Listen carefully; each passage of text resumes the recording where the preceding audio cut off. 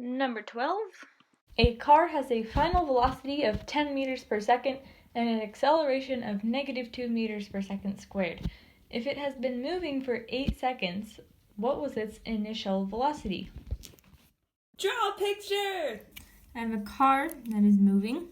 I'm going to call to the right positive because I get to decide which way is positive. 2. Label your nose. Your knowns. Label your knowns. It says that the car has a final velocity of 10 meters per second. So V final equals 10 meters per second. Now, that velocity is positive, which means that at the end, the car is moving in the positive direction. Okay? V final is pointed that way. Now, it says that the acceleration is -2 meters per second squared.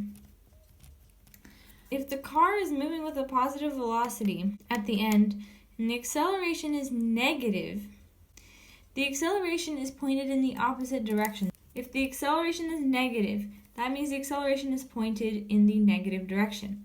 The problem also says that the car was moving for 8 seconds, so t equals 8 seconds. Okay, now what's the target? The problem asks for the initial velocity. The car was moving in the positive direction, so the car started somewhere back here with a v naught, and we are going to find out what that starting speed was. So how do I know that the car started on this side and not on this side? I know that at the end the car is moving in the positive direction and the acceleration is pointed in the negative direction. What does that mean? First of all, it means that the car was slowing down. If the car is moving in the positive direction at the end, but the whole time the acceleration was pointed in the negative direction, it means that the car was moving in the positive direction, and this negative acceleration was the car slowing down. The initial speed should be greater than the final speed because the car has been slowing down. The car was moving in the positive direction. We have a negative acceleration pointed in the opposite direction of the motion of the car. So the car should be slowing down. Our initial speed should be greater than our final speed. Now I need an equation with all of those things in it. And I look at my kinematics equations. The second and the third equation both have displacement in them, which I don't know anything about. So I'm going to stick with the first equation, and that is V equals V naught plus a t. I don't have any zeros to plug in. I'm looking for V naught, so I need to isolate this variable. Isolate V naught, so I'm going to subtract AT on both sides.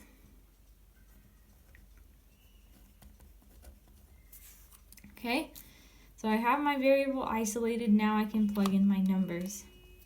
Oh, this should have been a V final. And so my V final is 10 meters per second. My acceleration is -2 meters per second. So this negative here, we leave it there. That's separate from the acceleration. So now in parentheses, I write -2 for acceleration. And the time is 8 seconds. Not. So I have a double negative here. That makes it a positive 10 plus 2 times 8. So V naught was equal to 26. And that's my answer. Haha, no. That is wrong. You're missing the most important thing. We need units. This is an initial speed, initial velocity, and that is measured in meters per second. Okay, so before I present my answer, does this make sense? Well, again, we said that the initial speed is going to be greater than the final speed because the car is slowing down, because the acceleration is pointed in the opposite direction to which the car is moving. So this makes sense. 26 is bigger than 10. So I'm going to present my answer. The initial speed is equal to 26 meters per second. And boom.